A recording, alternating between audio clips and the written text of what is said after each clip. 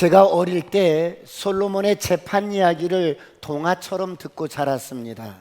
그래서 예수 믿지 않는 사람들도 오늘 솔로몬의 재판 이야기는 많이 들어서 익히 알고 있을 것입니다.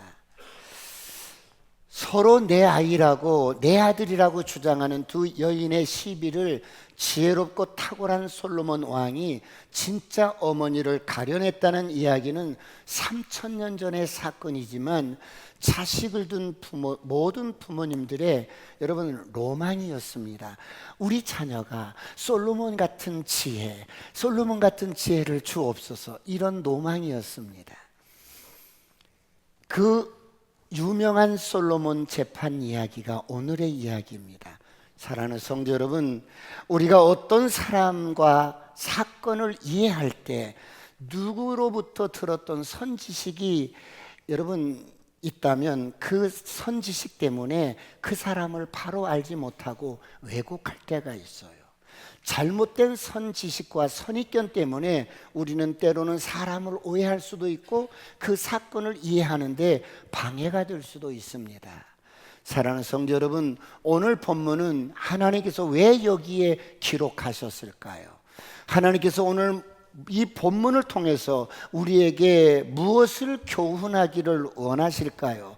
성경은 말씀합니다. 로마서 15장 4절 다 같이 합독합니다. 시작.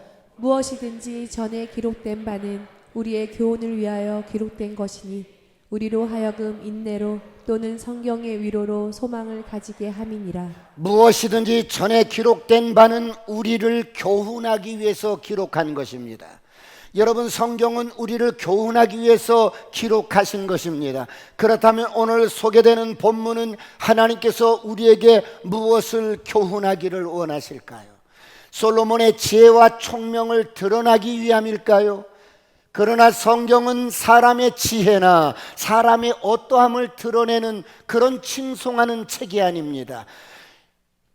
그렇다면 오늘 본문을 통해서 하나님께서 우리에게 주시고자 하시는 핵심 메시지가 무엇일까요? 여러분은 무엇이라고 생각하십니까? 오늘 본문의 내용은 여러분들께서도 잘 아시다시피 두 명의 창기가 각각 한 집에서 3일 간격으로 아들을 출산을 했습니다. 그런데 무슨 사연인지 한 어머니가 자고 일어나 봤더니 자신의 아기가 질식사를 한 거예요. 잠결에 여인의 몸에 짓눌려서 신생아가 그냥 죽어버린 거예요. 아가 불러보았지만, 흔들어 보았지만 여러분, 이미 죽은 아이의 체온은 차디차게 식어져 있었습니다. 오 하나님, 이게 무슨 일입니까? 여인이 갑자기 두려워지기 시작합니다. 여인은 순간적으로 주위를 두리번거리더니 죽은 자신의 아이를 잠자는 동료 곁에 누이고 강포에 쌓인 아이를 살짝 안고 자신의 침실로 돌아왔습니다. 아무것도 모르고 자고 있던 여인이 눈을 떠보니 강포에 쌓인 아이가 죽은 것입니다. 아이고! 아가 흔들어 보아도 생기가 없는 거예요. 그런데 자세히 보니 내 아이가 아닙니다. 여러분, 엄마는 자기 태어난 아이를 알아요. 그런데 아무리 보아도 내 아이가 아닌 것입니다. 한 여인이 죽은 아이를 바꾸치기를 한 거예요. 오늘 이 두 여인은 그 많은 시비와 주장과 다툼 끝에 솔로몬 왕 앞에까지 섰습니다. 여러분, 지금처럼 혈액을 검사한다든지 DNA 검사를 한다든지 다른 방법이 없었기 때문입니다. 이제 솔로몬 왕이 재판을 하게 됩니다. 사랑하는 성도 여러분, 그렇다면 왜 하나님께서는 열왕기가 시작하는 이 초입에 두 창기의 여러분 친모 사건을 솔로몬 왕정 초기에 이렇게 다루게 되었을까요? 여러분은 왜 그렇다고 생각하십니까? 솔로몬이 지혜로운 왕이라는 것을 드러내기 위해서일까요? 이 사건을 통해서 솔로몬이 재판을 잘하고 솔로몬이 탁월하고 똑똑하고 영민하고 총명함을 드러내기 위해서 기록했을까요? 여러분, 성경은 아무리 위대한 사람일지라도 그런 사람이 역사 가운데 등장해도 성경은 사람을 드러내기 위한 기록은 없습니다. 성경은 오직 하나님만을 드러내는 책입니다. 할렐루야. 성경은 오직 하나님이 어떤 분이신가, 그 하나님이 우리를 어떻게 사랑하셨는가, 우리를 사랑하신 하나님은 우리를 죄악 가운데서 구원하시기 위해서 어떻게 구속의 역사를 이루어 오셨는가, 성경은 이것을 기록하는 목적 외에는 다른 목적이 없습니다. 그렇다면 사랑하는 성도 여러분, 왜 왕들의 이야기인, 열왕들의 이야기인 이 서두에 친자 소송으로 진짜 어미가 누구인가를 가려내는 말 같지도 않는 재판 사건을 이곳에서 다루고 있을까요? 여러분, 열왕기서는 이스라엘 백성들이 망하고 바벨론 포로기 때 그때를 배경으로 기록한 말씀입니다. 이스라엘 백성들이 바벨론 전쟁에서 지고 수많은 백성들이 포로로 끌려갔습니다. 나라가 망해버리자 이들은 하나님 앞에 대한 믿음과 신뢰가 완전히 무너져 버렸어요. 더군다나 바벨론 포로 70년을 견디면서 이들은 하나님에 대한 믿음도 언약도 신뢰도 완전히 무너져 버렸습니다. 그러므로 없다! 하나님이 안 계셔. 하나님이 없어. 하나님이 우리를 버렸어. 뭐 하나님이 우리를 사랑하신다고? 하나님 없어. 모든 백성들이 망해버린 민족의 현실 앞에 하나님을 원망하고 절망하고 있을 때 이 열왕기서가 기록이 되었던 것입니다. 이 열왕기서가 여러분 이런 배경을 가지고 기록을 한 게 열왕기, 포로 이후에 기록된 게 역대기입니다. 그렇다면 오늘 본문 열왕기상 3장 1절을 한번 보겠습니다. 다 같이 합독합니다. 시작. 솔로몬이 애굽의 왕 바로와 더불어 혼인 관계를 맺어 그의 딸을 맞이하고 다윗성에 데려다가 두고 자기의 왕궁과 여호와의 성전과 예루살렘 주위의 성의 공사가 끝나기를 기다리니라. 여러분, 다윗이 죽고 솔로몬이 왕이 되었습니다. 그리고 솔로몬이 제일 먼저 한 일이 친애굽 정책을 쓴 겁니다. 애굽을 믿고 의지하면서 여러분 바로 왕의 공주를 데려다가 여러분 정략 결혼을 했습니다. 이것이 모든 불행의 단초가 되었습니다. 애굽에서 탈출한 이스라엘 나라가 다시 애굽과 동맹을 맺고 정략 결혼을 한 것입니다. 이제 이스라엘 백성들이 믿었던 하나님과 애굽의 바알이 혼합이 된 겁니다. 섞이게 된 겁니다. 혼합주의가 된 겁니다. 그 결과 이스라엘 나라의 온 천지가 여러분 우상을 숭배하게 됩니다. 솔로몬이 비빈과 첩첩이 1000명이나 되는데 모두 다 외국의 여자들이 들어오면서 그 나라 신들을 가지고 들어와서 여러분 골짜기마다 산당을 세우고 분향을 합니다. 이렇게 솔로몬이 첫 단추를 잘못 끼우자 이스라엘의 단단한 믿음이 서서히 무너지기 시작합니다. 하나님만 믿고 의지하던 신앙이 허물어지면서 온 나라가 우상천지가 됩니다. 바로 솔로몬이 불행의 단초를 제공한 것입니다. 그래서 솔로몬의 아들 르호보암 때 하나님이 나라를 둘로 찢으십니다. 찢어버릴 거야. 사랑하는 성도 여러분, 하나님께서 다윗에게 약속하신 것이 있습니다. 그것이 무엇입니까? 사무엘하 7장 14절을 보겠습니다. 다 같이 시작. 나는 그에게 아버지가 되고 그는 내게 아들이 되리니 그가 만일 죄를 범하면 내가 사람의 매와 인생의 채찍으로 징계하려니와. 하나님께서 다윗의 마음을 받으시고 성전을 건축하고자 하는 다윗의 마음을 받으시고 아니야, 너는 안 돼. 네 아들 때에 성전을 지을 건데 뭐라고 약속하냐면 나는 그의 아버지가 되고 그는 내 아들이 되리니 그가 만일 범죄하면, 그가 만일 우상을 섬기고 범죄하면 내가 사람의 매와 인생의 채찍으로 징계할 거야. 여러분, 왜 하나님께서 이스라엘 백성들이 우상을 섬기고 범죄하면 사람의 매와 인생의 채찍으로 징계하시겠다고 하십니까? 여러분, 왜 그렇다고 생각하십니까? 첫째로, 이스라엘 백성들은 언약의 백성이기 때문입니다. 그래서 이들은 막 살아도 되는 민족이 아닙니다. 내가 우상을 섬기고 싶다고 섬기는 그런 백성들이 아닙니다. 이들은 하나님만 섬기며 하나님을 의지하고 살아야 할 백성입니다. 할렐루야. 그러므로 이스라엘 백성들은 하나님을 섬겨야 되는데 온 나라가 우상 천지인 거예요. 우상을 섬기고 하나님 앞에 불순종을 하면 하나님은 항상 이웃 나라를 몽둥이로 사용하셨어요. 그래서 아수르를 통해서 여러분 북이스라엘을 멸망시키고 바벨론을 통해서 유다를 멸망시킵니다.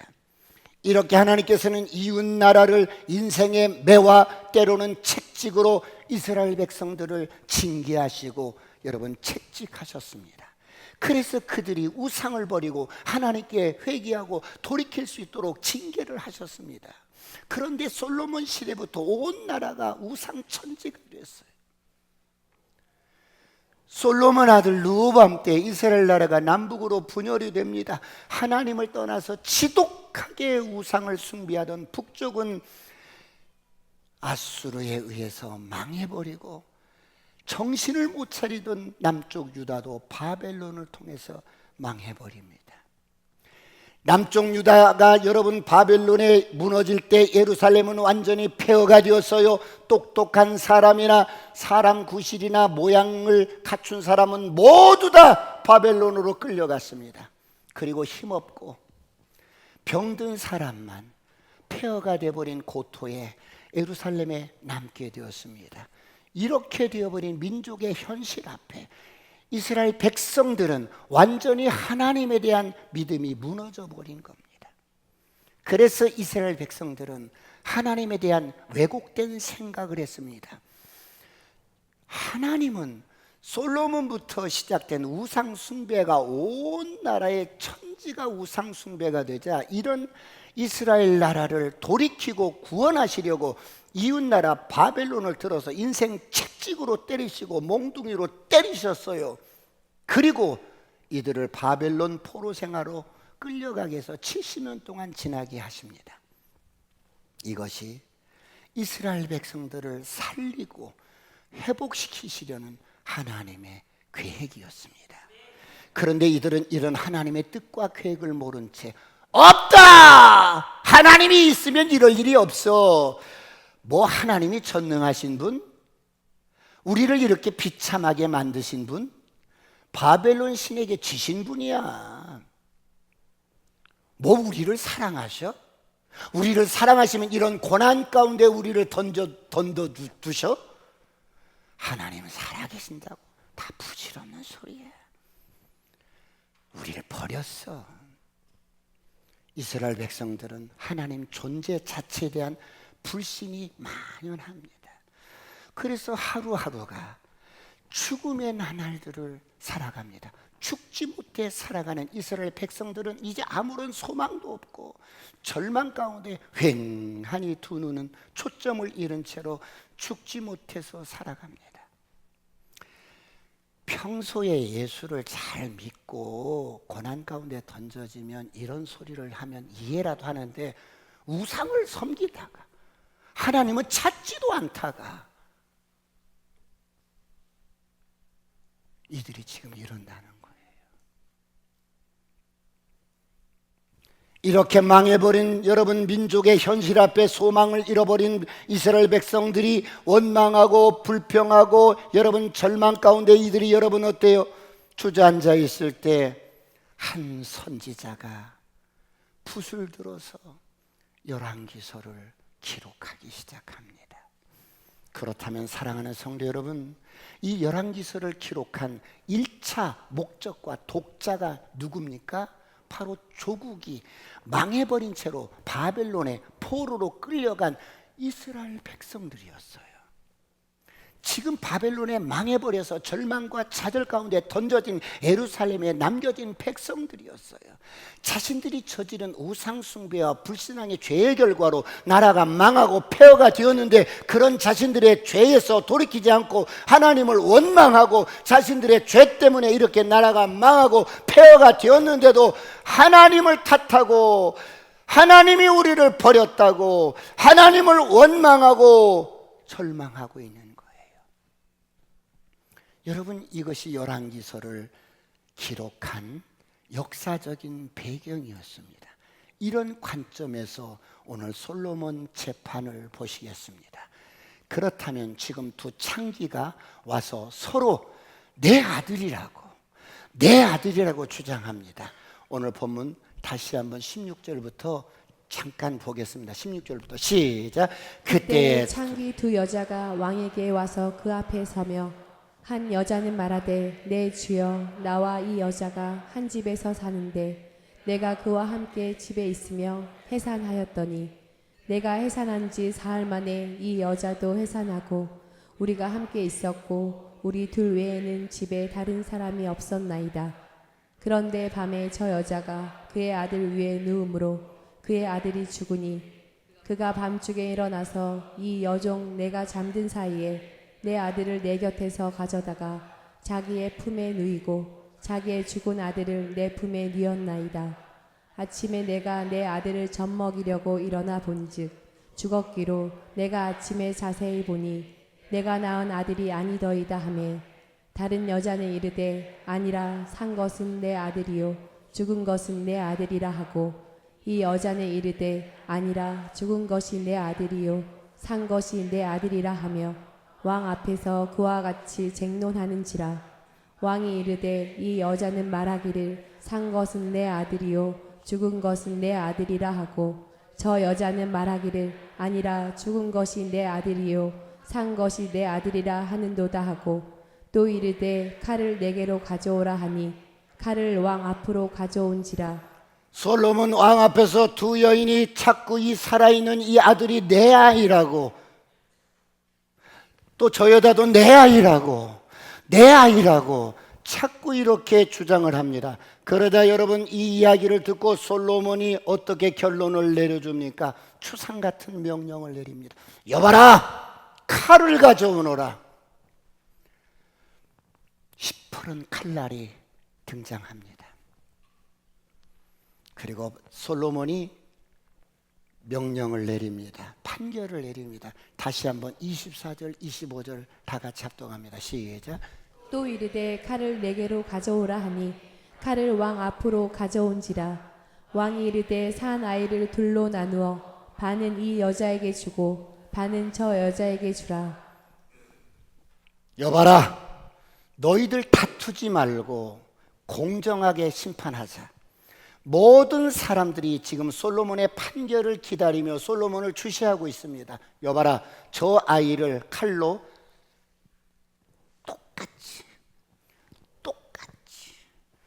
똑같이 반씩 자르거라.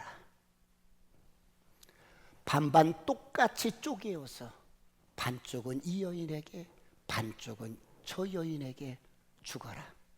알겠느냐? 내 분부대로 거행하겠습니다. 그리고 망나니가 칼을 들고 휘두릅니다. 여러분, 이때 26절, 27절 다시 한번 봅니다. 26절, 27절 시작. 그 산 아들의 어머니 되는 여자가 그 아들을 위하여 마음이 불붙는 것 같아서 왕께 아뢰어 청하건대, 내 주여 산 아이를 그에게 주시고 아무쪼록 죽이지 마옵소서 하되, 다른 여자는 말하기를 내 것도 되게 말고 내 것도 되게 말고 나누게 하라 하는지라. 왕이 대답하여 이르되, 산 아이를 저 여자에게 주고 결코 죽이지 말라. 저가 그의 어머니이니라 하매, 한 여인은 내 것도 되지 말고 내 것도 되지 말고 나눠서 주십시오, 그런 여인이 있는가 하면, 그런데 한 여인은 솔로몬의 그런 칼로 반을 똑같이 나눠서 여러분 각각 주라고 하는 그 왕의 말을 듣고 한 여인의 가슴이 불붙는 것 같은 거야. 잠깐만! 멈추세요. 우리 아들을 그에게 주고 그에게 주십시오. 아무쪼록 죽이지 말아주세요. 내 주여, 아이를 죽이지 말아주세요. 저 여인에게 주십시오.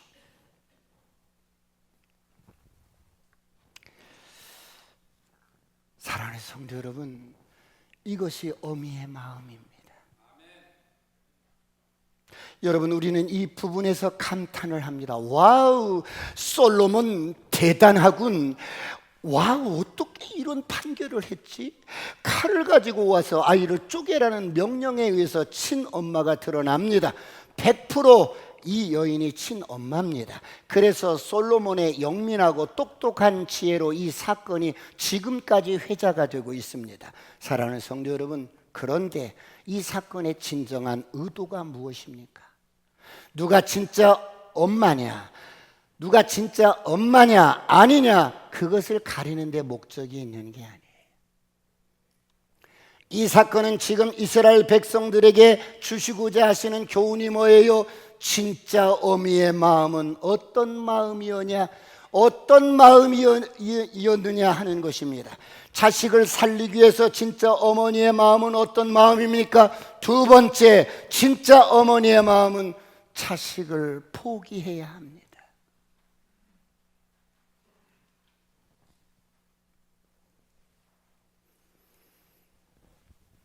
그 심판 앞에, 판결 앞에 내 아들을 살리기 위해서 진짜 어머니는 이 마음이 불붙는 듯해서 자식을 포기합니다. 아닙니다, 아닙니다. 죽이지 말아 주십시오.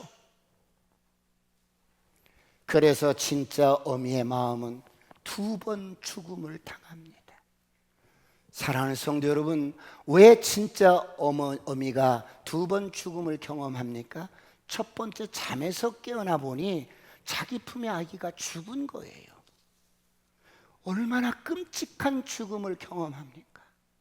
아가, 내 아이가 죽었어요. 내 아이가 죽었어요. 너무나 기가 막혀서 허둥대다가 자세히 보니까 내 아이가 아닌 거야. 결국 상대방이 거짓말하는 바람에 솔로몬 왕에게까지 와서 재판을 받게 됩니다. 그런데 솔로몬 왕은 어떻게 합니까? 여봐라, 이 아이를 반반씩 칼로 잘라라. 이때 아이의 엄마는 또 한 번 죽음을 경험합니다. 이때 아이의 엄마는 철저하게 내 아들인데도 내 아들을 포기해야 합니다. 여러분, 아기를 포기하는 이유가 뭐예요? 그래야 내 아들이 살기 때문에. 여러분, 오늘 여러분, 이것이 핵심입니다. 내가 죽어야 아이가 삽니다. 엄마가 죽어야 아이가 삽니다. 엄마가 포기해야 아이가 삽니다. 엄마가 권리를 포기해야 아들이 살아요.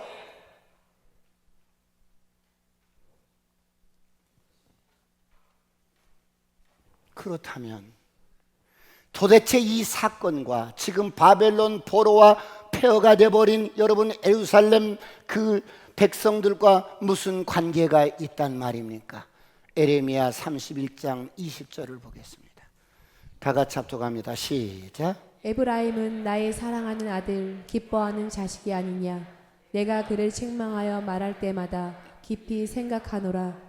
그러므로 그를 위하여 내 창자가 들끓으니 내가 반드시 그를 불쌍히 여기리라. 여호와의 말씀이니라. 에브라임은 이스라엘을 말씀하는 겁니다. 이스라엘은 나의 사랑하는 아들이 아니냐, 내가 기뻐하는 자식이 아니냐. 내가 그를 책망하여 말할 때마다 깊이 생각하노라. 하나님께서 이 우상 천지가 된 여러분 이스라엘 백성들을 어떻게 책망의 말을 할 때도 깊이 생각을 하는 거예요. 왜? 사랑하기 때문에.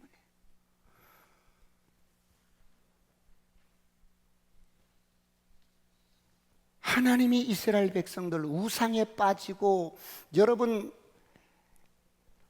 영적으로 하나님을 다 버려버리고 여러분 우상에 빠져있는 이 백성들을 책망의 말을 할 때도 깊이 생각해서 고민을 합니다.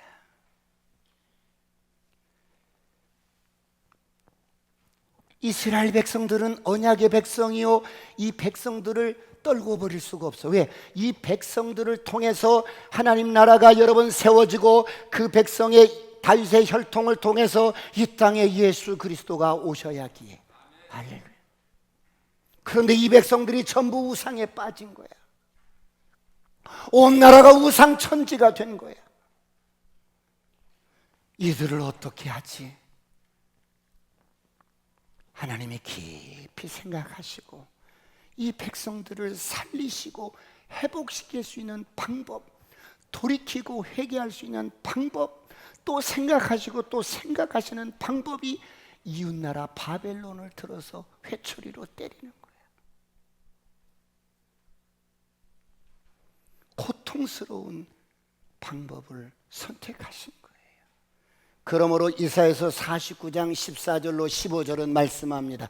다 같이 합독합니다. 시작. 오직 시온이 이르기를 여호와께서 나를 버리시며 주께서 나를 잊으셨다 하였거니와 여인이 어찌 그 젖먹는 자식을 잊겠으며 자기 태에서 난 아들을 긍휼히 여기지 않겠느냐. 그들은 혹시 잊을지라도 나는 너를 잊지 아니할 것이라. 지금 이스라엘 백성들은, 포로된 백성들은, 예루살렘에 남아있는 백성들은 하나님을 향하여 뭐라고 하십니까? 하나님이 우리를 버렸어. 하나님이 우리를 잊은 거야. 그런데 하나님은 그런 백성들을 향해서 뭐라고 해요? 아니야.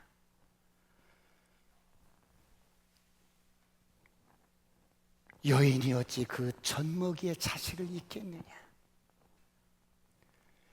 여인이 어찌 그 자기 태에서 난 아들을 긍휼히 여기지 않겠느냐. 그들은 혹시 잊을지라도, 여러분 어머니가 여러분 젖먹이를 잊을 수 있어요. 상황 따라 환경 따라 버릴 수도 있어요. 그런데 그들은 혹시 잊을지라도 나는 너희를 잊지 않는다. 나는 이스라엘 백성들을 잊어본 적이 없어. 내가 너희를 내 손바닥에 새겼고 내 가슴에 새겼어. 여러분, 이런 가슴 아픈 하나님의 사랑 이야기를 왜 하나님이 지금 포로된 상태에서 폐허가 된 조국에 남겨진 백성들에게 이런 당신의 메시지를 전하셔야만 할까요? 이들은 하나님이 어떤 것을 복을 줄 때는 할렐루야, 할렐루야, 할렐루야 그러다가도 하나님이 이들이 이런 것들이 우상이 되고 우상에 빠져서 조금 이렇게 회초리를 대고 고난을 이렇게 주고 징계하면 없어, 하나님 나 교회 나가는가 봐, 안 믿을 거라고 이런다는 거예요. 여러분, 하나님이 우리를 버렸어. 하나님이 계시면 나를 이렇게 할 수 있어?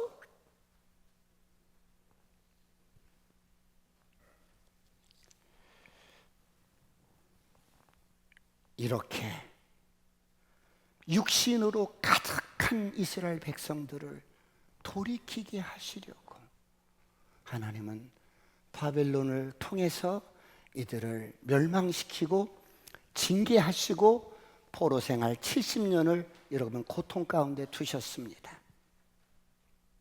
그러므로 시편 89편 30절 35절을 다 같이 한번 보겠습니다. 다 같이 시작. 만일 그의 자손이 내 법을 버리며 내 규례대로 행하지 아니하며 내 율례를 깨뜨리며 내 계명을 지키지 아니하면 내가 회초리로 그들의 죄를 다스리며 채찍으로 그들의 죄악을 벌하리로다. 그러나 나의 인자함을 그에게서 다 거두지 아니하며 나의 성실함도 패하지 아니하며 내 언약을 깨뜨리지 아니하고 내 입술에서 낸 것은 변하지 아니하리로다. 내가 나의 거룩함으로 한 번 맹세하였은즉 다윗에게 거짓말을 하지 아니할 것이라. 하나님께서 이스라엘 백성들에게 약속하셨어요. 그의 자손이 내 법을 버리며 내 규례대로 행하지 아니하며 내 율례를 깨트리고 내 계명을 지키지 아니하며, 그러니까 하나님을 섬기고 하나님의 말씀에 순종하며 살아야 할 언약 백성들이 자꾸 우상을 섬기고 하나님을 여러분 버리고 그러면 어때요? 하나님이 이들을 사랑하시기 때문에 회초리로 그들의 죄를 다스리며 채찍으로 그들의 죄를 벌하리라. 그러나 내가 죽이지는 않겠다. 무슨 말이에요? 버리지는 않겠다.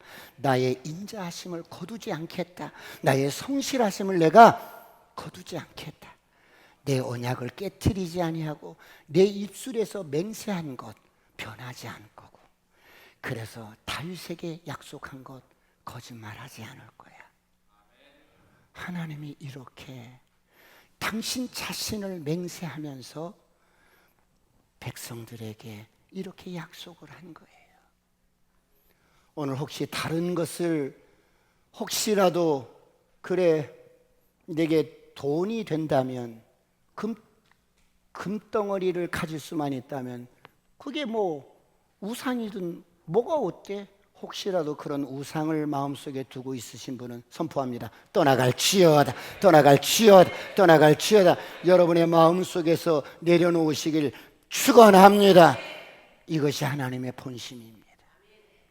이런 하나님의 본심을 알지 못하는 이스라엘 백성들은 어때요? 주어진 환경과 상황 속에서 내가 무슨 죄를 지었는지도 모르고 우상에 빠져서 세상에 취해서, 여러분 조금만 고난이 오면 하나님 없어, 하나님이 우리를 버렸어, 우리를 뭐 사랑한다고? 이들은 하나님의 본심도 모르고 언약을 모른 채 하나님을 원망하는 이들을 살리기 위해서 하나님께서는 당신의 마음을 오늘 솔로몬의 재판을 통해서 여러분 이 불붙는 어미의 마음을 보여주시는 겁니다. 그래야 아들을 살릴 수가 있으니까, 그래야 그들이 영적으로 회복될 수 있으니까, 그래야 이스라엘 백성들이 여러분 그 영혼들이 살아날 수 있기 때문에 엄마가 그 자리에서 내 아이지만 포기해야만이 이 아이가 살 수가 있어요. 사랑하는 성도 여러분, 그렇다면 오늘 이스라엘 백성들만 그럴까요? 아니, 우리도 육신적으로 힘들고 어려우면 하나님을 원망하며 하나님이 없다고 원망하지는 않습니까? 오늘 성경은 말씀합니다. 에레미야 애가 3장 33절 다 같이 합독합니다. 시작. 주께서 인생으로 고생하게 하시며 근심하게 하심은 본심이 아니시로다. 주께서 저와 여러분에게 때로는 고난 가운데 때로는 고생스럽게 여러 가지 문제와 사건을 주실 때 이게 본심이 아니에요. 왜? 그 문제를 통해서 어떻게 우리를 돌이키게 하고 하나님을 잘 섬길 수 있도록 우리를 믿음의 사람으로 빚어갑니다. 할렐루야. 우리는 이런 하나님의 깊은 사랑을 모른 채 주어진 현실을 보면서 여러분 하나님을 원망하는 것이 아니라 하나님께 감사하시길 축원합니다. 축원합니다. 사랑하는 성도 여러분, 이런 하나님의 가슴 아픈 사랑이 훗날 어디서 나타났어요? 죄 가운데 소망이 없는 인생을 구원하시려고 죄악된 인류의 역사를 뚫고 오셔서 십자가 위에서 그 사랑이 쏟아졌습니다. 봐라, 내가 너희를 이렇게 사랑한다. 내가 너희를 이렇게 사랑한다. 십자가에 하나님의 독생자 여러분 아들을 제물로 죽이신 하나님은 사실 하나님 자신을 죽이신 사건이에요.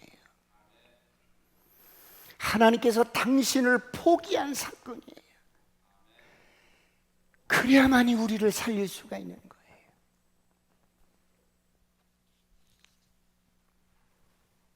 마지막으로 왜 하나님께서 모든 권세, 모든 권리, 모든 것을 주관하시는 하나님이 당신 자신을 포기하고 이 땅에 오셔야만 했을까요?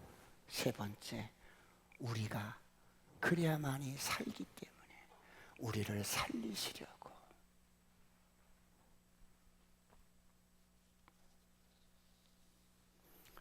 오늘 애기 엄마가 어때요?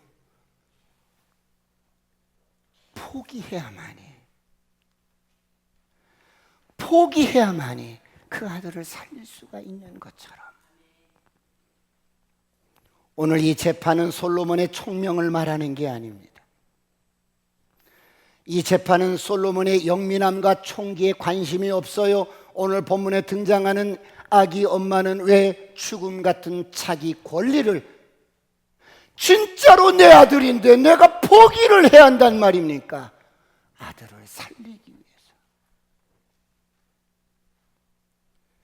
그 아픔이 어머니의 그 모성을 상징하는 마음이 불붙는 것 같은 고통으로 아기를 포기합니다.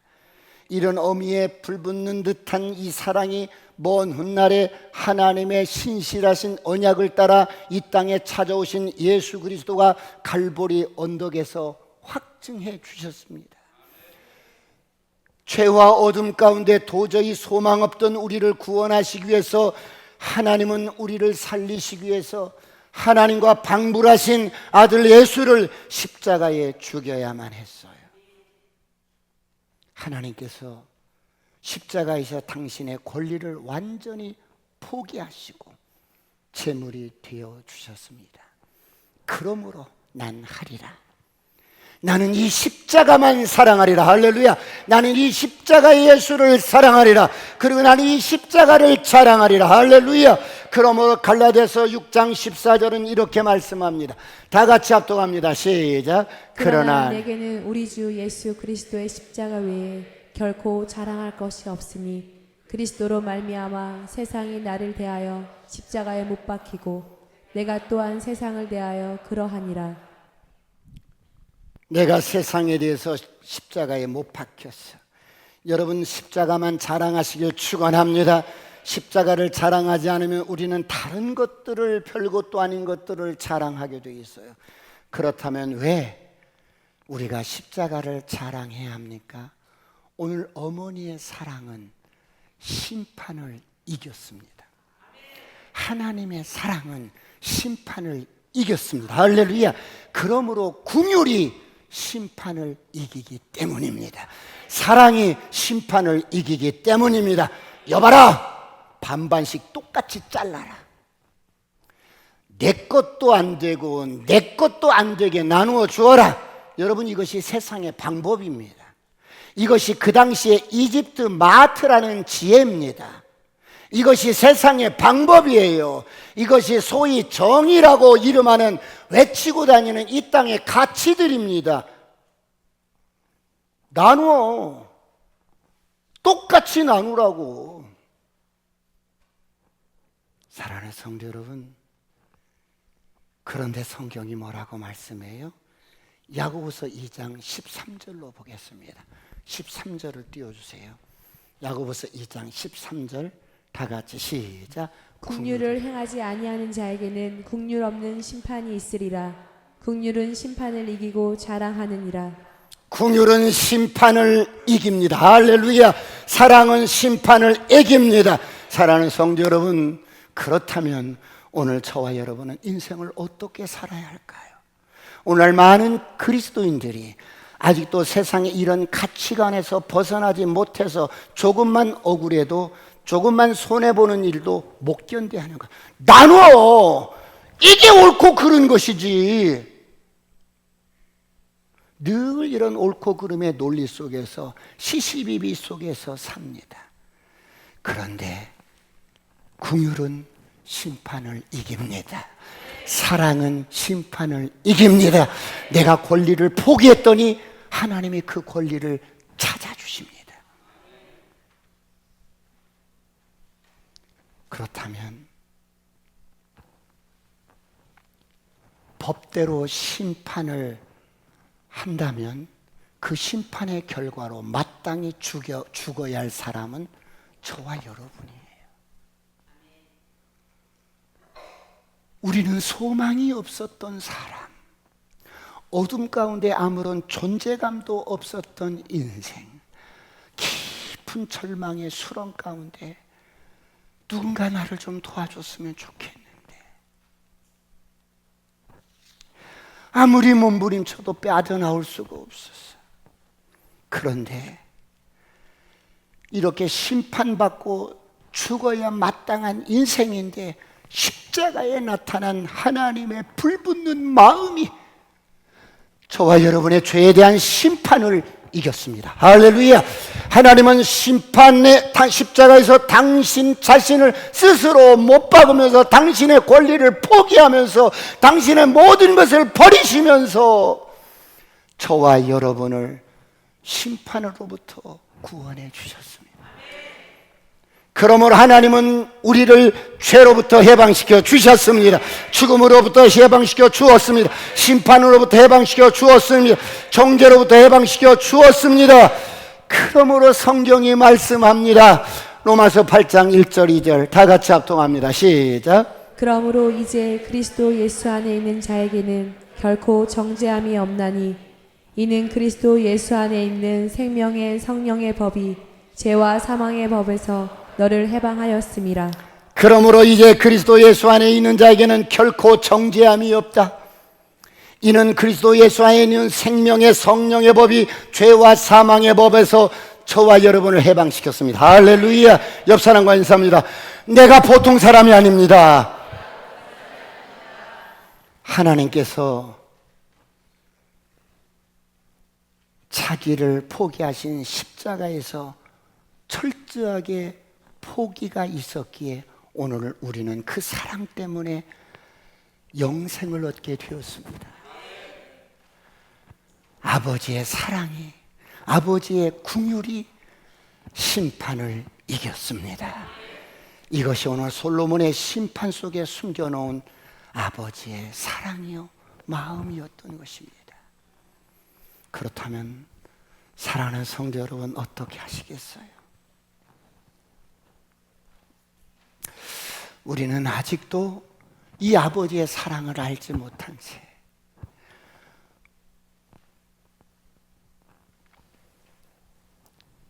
심판으로만 가득하고 정죄 아래 놓여 있는 이 세상의 어둠 속에 있는 영혼들을 향해서 우리가 걸어 나가시지 않겠습니까? 죽어 있는 영혼들을 바라보며 울고 계실 아버지의 마음으로 이 마음이 불붙는 듯해서 복음을 들고 나가시지 않겠습니까?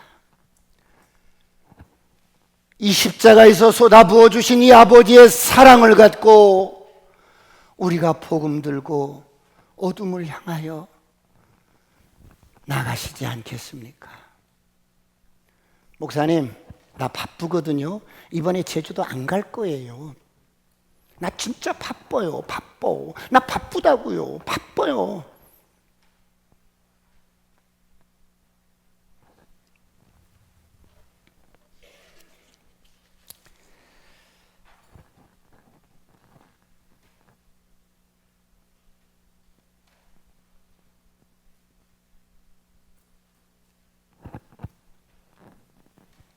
모든 것을 가지신 아버지가 우리를 살리기 위해서 당신의 권리를 다 포기하시고 십자가에서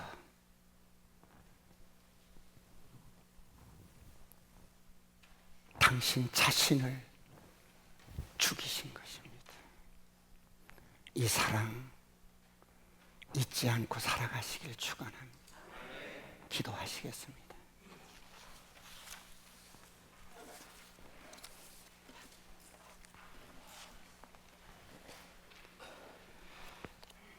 높고 높은 하늘이라 말들 하지만 하나님의 사랑은 그보다 더 높고 그보다 더 넓고 그보다 더 깊습니다.